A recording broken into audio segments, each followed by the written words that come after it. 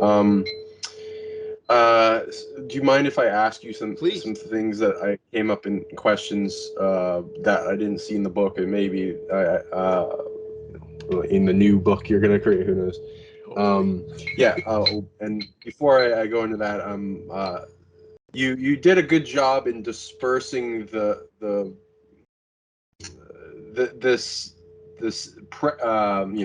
I don't see them as an enemy. That's connected to our DNA lineages, that is trying to monitor the race of vampires and Or vampire. yeah, Let me vampires. finish the one point, though. I do want people to understand that the Mage Kings in China were their vampire. So it was the vampire who baptized the Christ. That's why they were So worshipped as uh, Mage Kings in China. Go on. those vampires were intelligent. They were intelligent because the Chinese were able to basically bring them criminals as sacrifices, a kind of human tithe. And they were therefore accommodated socially. And in that sense, it's not like true vampires are unintelligent. They're simply non functional in a social sense. Rather, these vampires weren't very functional either. They were living a monastic lifestyle, isolated on the mountains, deep in meditation, receiving tithing from the society around them. They didn't need to interact with the society on any large scale.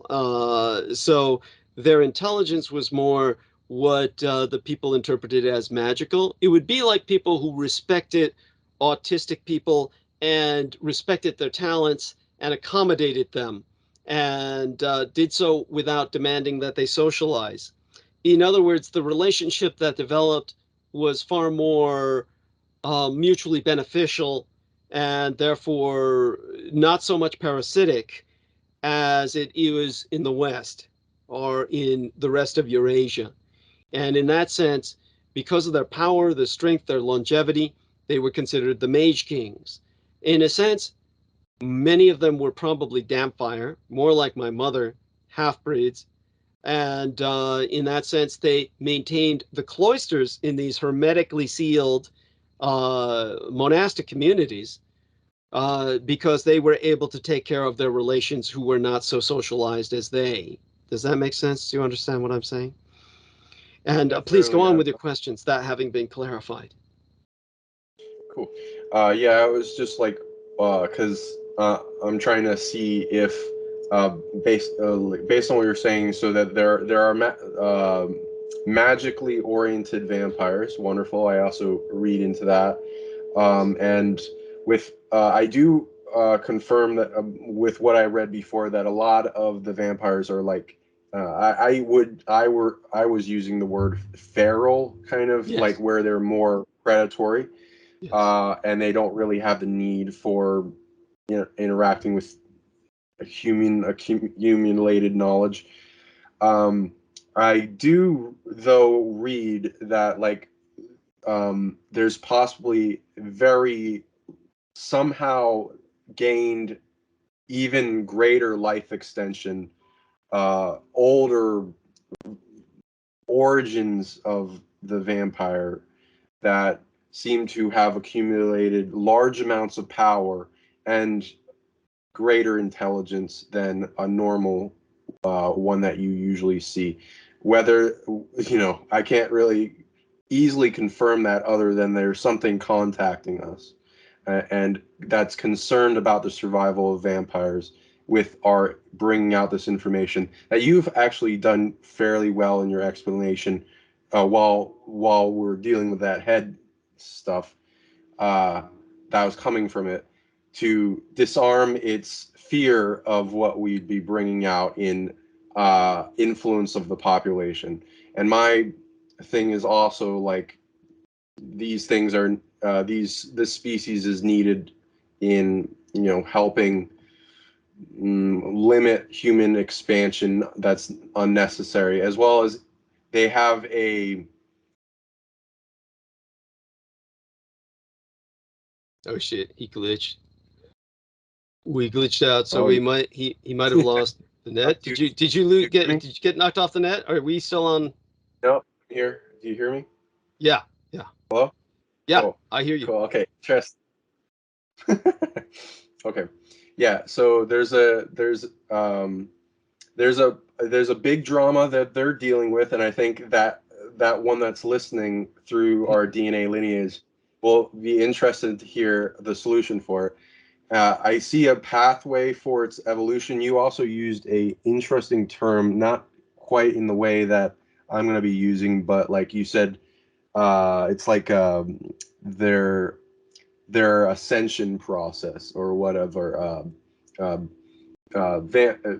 it's I read if they align with Earth uh, in uh, in a really well established way in purpose, where like predator hunting dark predators of our species Yes, that that's my are mother did. manipulating Go on. humanity. Oh, nice. Yeah, they get rewards from Earth for doing that. If they don't go after just innocence, then they can evolve quite nicely. And like your book even went into this realm, Glacis, which I Glacies. thought was interesting because I do read they have some realms tied to them, having to do with where the lineage of the concept came from before it got to this Earth realm.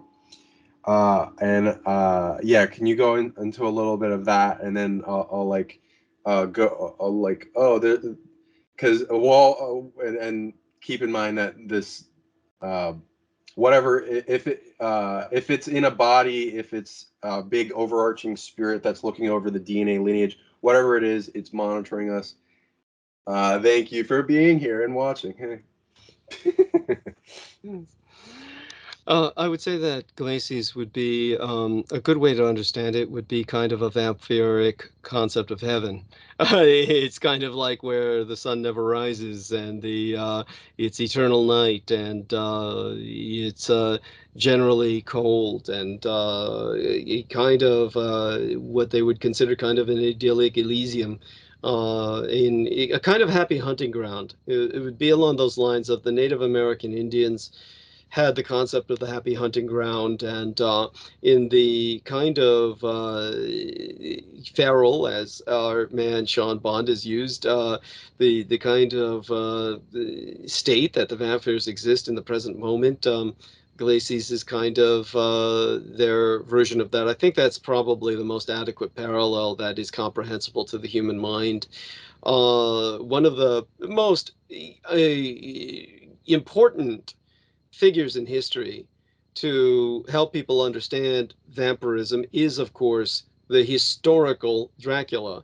And it needs to be the character, the historical individual needs to be disambiguated from the literary character. But nevertheless, the literary character also shows us certain public perceptions or misperceptions of the historical Dracula. Understand this much that is important. The historical Dracula was originally Orthodox Christian, which means part of the Church of Byzantium, the Eastern Orthodox Rite Church, which utilizes the ancient Slavonic liturgy. And this church was the Church of Constantine. This was the original Byzantine church of the Eastern Roman Empire. What happened was the Church of Roma of the Western Roman Empire, that was a product that emerged hundreds of years later. You could say it was the product of fraud and forgery, in that there was a forged letter, which then gave rise to the Western European concept of the papacy. And this is not to insult or assault or somehow discredit the Western Roman Church, but rather to put it in historical perspective. That was the reason for the schism and hostility between the two churches. So when the Church of Western Rome evolved, the Church of the Pope, what happened was the original cross of that church is the cross of St. Peter. St. Peter felt that he was unworthy of being crucified by the pagan Roman Empire in the manner that his God, Jesus, was, the Christ. So he asked to be crucified upside down. The Romans honored this request, and they crucified St. Peter upside down, and St. Peter's cross is the inverted cross. That is a legitimate Christian cross. The inverted cross can also represent the Christian sword of the militarized church, the militia Christi, the warrior Christ. And St. Peter's inverted cross is why there's an inverted cross on the throne of the Pope. So the point is that Dracula grew up between these two worlds. His father, who was born into the Byzantine Church, was nevertheless a knight of the Holy Roman Empire of Germania, the First Reich, which lasted almost 1,000 years. The First Reich was established by Charlemagne and lasted all the way through the Napoleonic Wars, when it was dissolved by Napoleon Bonaparte. And the First Reich of 1,000 years was the Holy Roman Empire of the German nation. And so you had the original Dracula, the father of Dracula, who was Romanian, but at the same time a knight of the Greater German Reich. And under Emperor Sigismundus of Luxembourg, the emperor of the Holy Roman Empire, it was Dracula, the father of Dracula, who established the Order of the Dragon, the Knights of the Dragon, who were dedicated to slaying vampires and werewolves, the lycanthropes, that plagued Europe at the time. As a matter of fact, Emperor Sigismundus of Luxembourg declared it a law that if anyone denied the existence of werewolves in particular, they were such a danger, slaughtering thousands of people, that if anyone denied their existence, they would be burned at the stake. This was a problem that was so serious, Europe so plagued at that time by vampires and werewolves, that an order of knights was created to slay them. And Dracula was the son of the father who had established that order in the name of the First German Reich. And Dracula himself is literarily, not literally or historically, but literarily, by the Irish house nigger, basically, because Bram Stoker was an Irishman who became a British citizen and then wound up serving the British nobility by producing novels. He was the medieval Dracula's, the historical Dracula's greatest publicist, but he was also someone who mythified him in what is generally considered a negative sense. And Bram Stoker, he understood the real historical Dracula. He actually was operating on the Romanian theme, and it mutated as he continued to write the book. So if you ever read the original novel written by Bram Stoker of Dracula, the original novel says that Dracula, his coffin must forever have blessed or consecrated soil. In other words, he portrayed Dracula as a Christian. He said his soil in his coffin must be blessed, must be consecrated to help him maintain himself. That was his understanding from the real Romanian history. See, what happened was that the original Christian Dracula, Dracula himself, not his father was assassinated. The original Dracula himself was someone who was considered the champion of Christ. He was someone who fought on behalf of Christendom against the Turks. He was a star crusader. And what happened was, in order to maintain Romania's defense, when he used up all of his own resources, all of his own financial ability to budget his conflicts, he had to turn to the Roman Catholic Church of the West to gain support from the Holy Roman Empire. So he converted from Byzantine Orthodoxy Christendom to Western Christendom, Roman Catholicism. At that moment, the church excommunicated him and declared, "You will never know no rest. You will be undead. You will never truly die. You will be a vampire."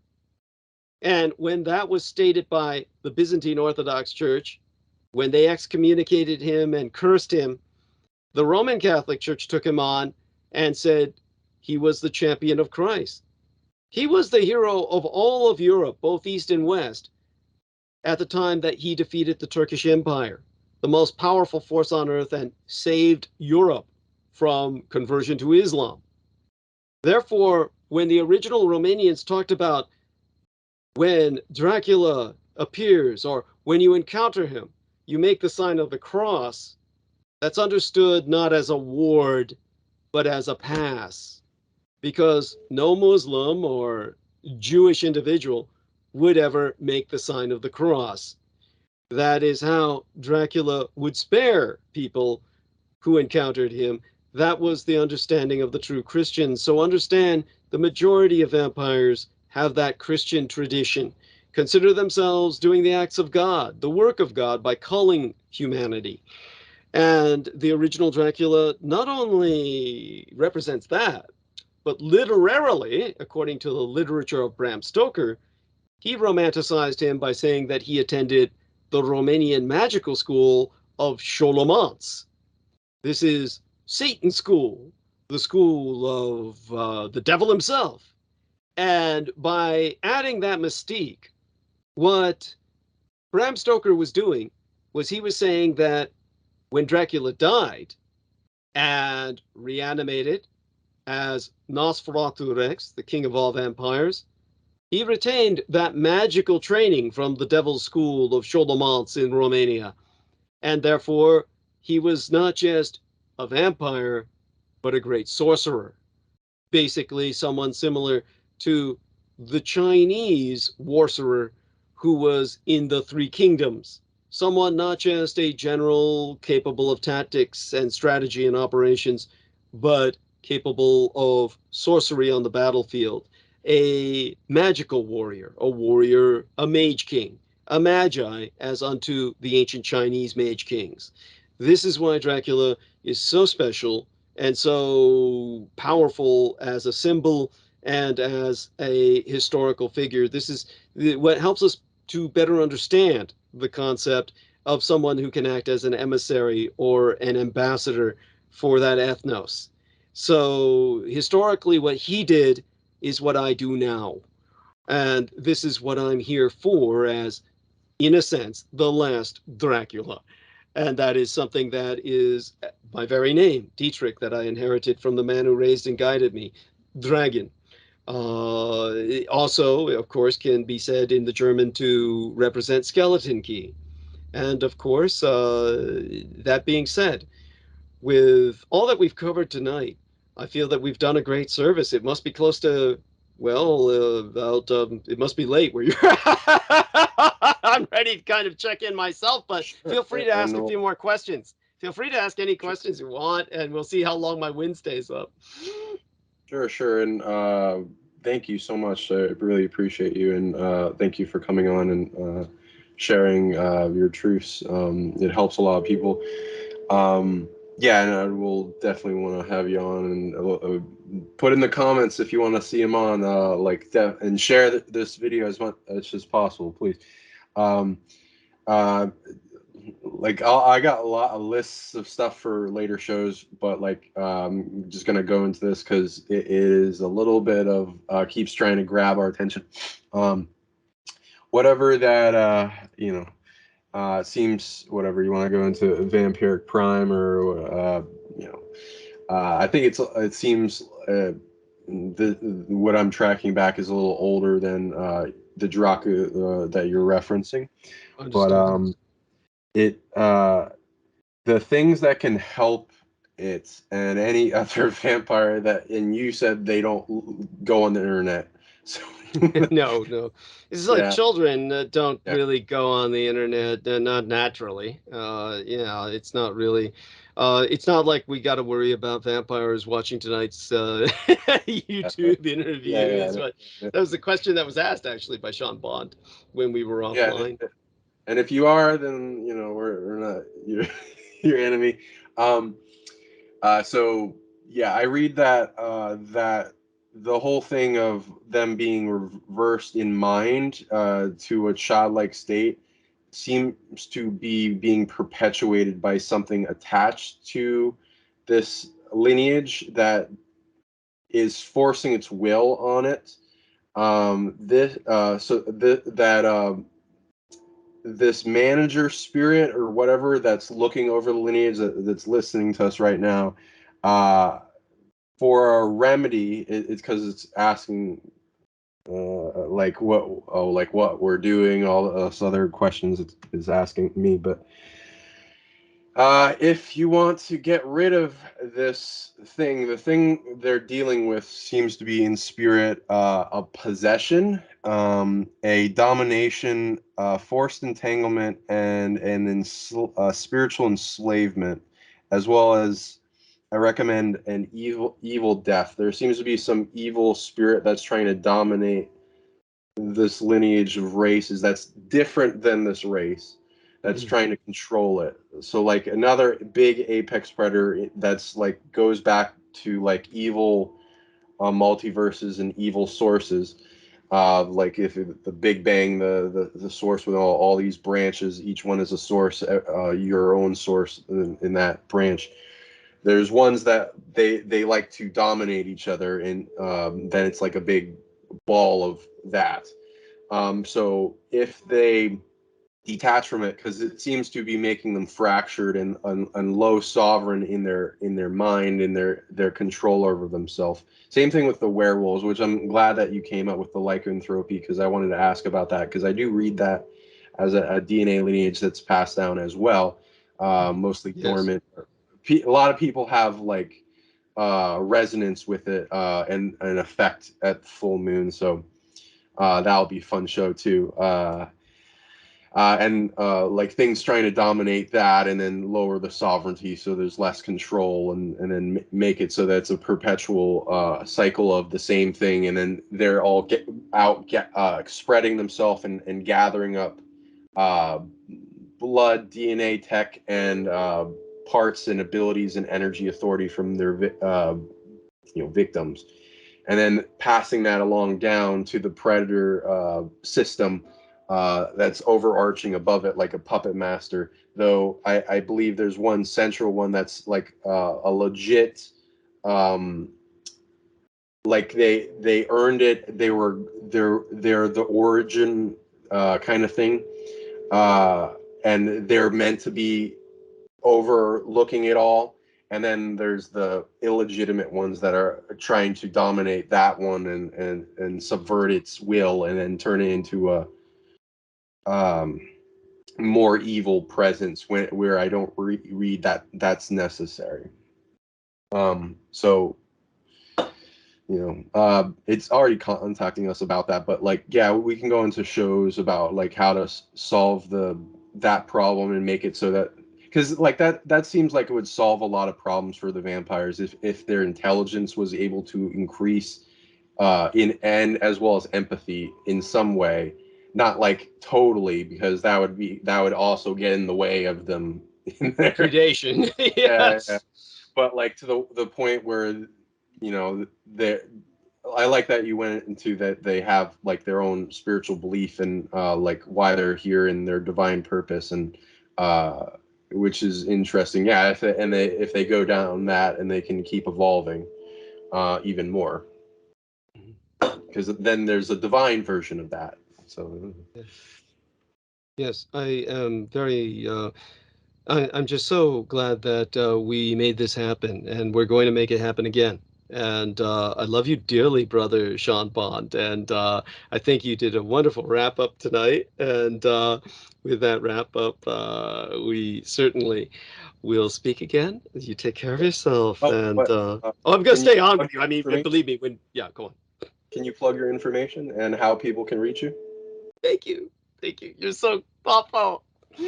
So basically, so people can reach me almost anywhere. I'm totally doxxed and exposed on the internet, but try douglasdietrich.com. www.douglasdietrich.com. Bless you, dear brother Sean Bond. Yeah, and he got it right this time. Before it was upside down, so he got it right. Oh Yes, yeah. Oh vaporology. Yeah, jeez. vaporology, Douglas Dietrich. Thank you. Thank you. And bless you. And yeah, you're an angel. Thank you, Sean. So that's available on the internet through Amazon books. Just look up Vampirology, the vampire research paper on Amazon, and enough of you buy copies of that, and we can revise and expand it and get the whole story out there, such as how Patient Zero was found, the connection to World War II, Operation Barbarossa, and of course the Nazi vampire units, the Nazi units of vampires. So it's something that is important, and that side of the story needs to be told to a greater extent. And by God, if you want to avoid Amazon for any reason, you can order it directly from Skybooks USA. Or maybe you can't. I don't know. But try Amazon for vampirology and try my website just for any other information. And at the website, douglasdietrich.com, you'll find my physical mailing address if you ever have a need for that. So anybody who wants to send a check or money order, because I do need money to pay the rent, by God, you can send it to 1242 1242 Green Street, like the color green, San Francisco, California, and the zip code is 94109. That's 94109. And for those of you, and I do encourage this heavily, who want to sponsor me through PayPal or just provide a contribution, by God, that's paypal.me/Douglas Dietrich. So paypal.me/Douglas Dietrich. Any help you can provide will be appreciated. And of course, I have my own YouTube channel, the Douglas Dietrich YouTube channel. Look up Douglas Dietrich on YouTube, and you'll find that. Probably along with all kinds of character assassination from the cultists of the anti-gods, the cults of chaos. And have discernment. I trust most of you have enough common sense where you can see the enemy for who they are. And when it comes to what I'm sharing with all of you now, none of this would be possible without Sean Bond. So bless him. And Sean Bond, you are the man. And we'll stay on call for a few moments after we end interview, of course. But I'll let him in the interview with his own summation now that I gave people what information that they need. Thank you. Yeah, and I'm Sean Bond of the PsionicLeague, and you can reach me at PsionicLeague.com for in the services for like consultations and a bunch of video products. I make a bunch of videos on abilities to help people stabilize themselves, to heal, to overcome stresses and targeting, and accumulating more and more abilities as we seek to empower our collective and the collective humanoids and take back their power from the forces that wish to enslave us and hold us back from our greatest selves. And then I'm also on Psionic League at YouTube and a bunch of other places you can contact me, like Facebook and other stuff. And yes, please donate to Douglas Dietrich. He deserves it, and he for holding that much information in his head and retaining it. Very valuable. Walking library of a billion suns worth of knowledge. So lots of stuff to bring out in future shows. Show us your love. Tell us that what you think in the comments, and if you want to see more, please share. Share as much as possible. Get it out there. Try to get it out to vampires if you can. I doubt it. But like I don't know. Hopefully we get like a, I don't know, because they can't really understand. So whatever. Um, you know. But by the way, I do Do you have think they something would else. sense you if they saw a picture of you? Like if somebody was a victim, like showed your YouTube video. No, don't eat me. That's so cute. Actually, when I try to emphasize what I did, because of course I don't want people to continually romanticize them, but at the same time, it's not necessarily as bad as I made it sound. Vampires are able to communicate to an extent, and enough to pass off in a crowd, so to speak, and maintain maybe a low-level functioning job in some for at least a period of time. By that I mean months, maybe or so that they can have a feeding ground or access to something. But it's like an autistic child. It's like there's only so much that can be done before people start noticing things. It's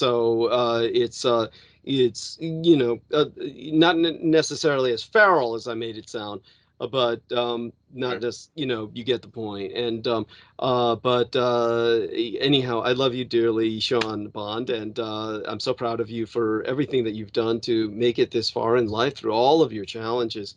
And I'm glad you it's exist and that you're still alive and going strong. Yeah, you do look younger, so keep that up, I guess. Thank you. And I guess whenever you're ready, we'll end the interview then. Sure. Hope you guys have a good night and see you in the next show.